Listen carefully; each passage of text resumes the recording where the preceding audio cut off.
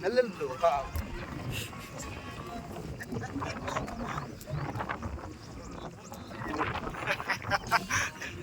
Cho nó công với cái bộ thằng lộ đi chợ bao.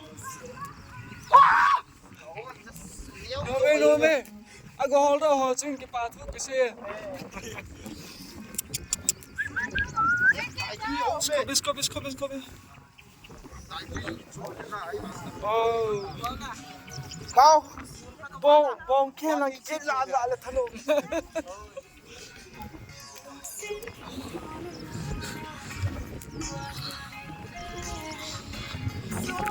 Hello.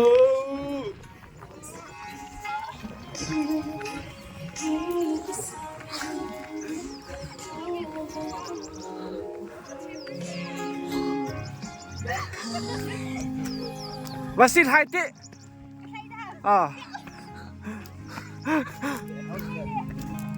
Cái thon lù lèo. Lối lại là cái gì to. Cái hải xăm này. Cái chỗ đó sen là không đi gạ thì sẽ vào.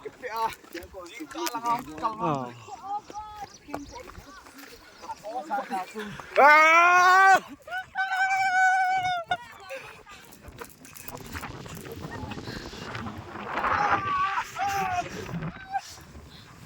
Keman không phải.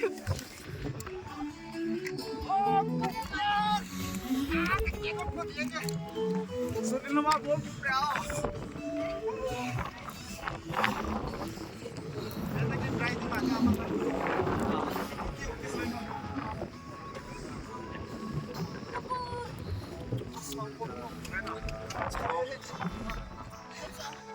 Jangan tam. Cipta.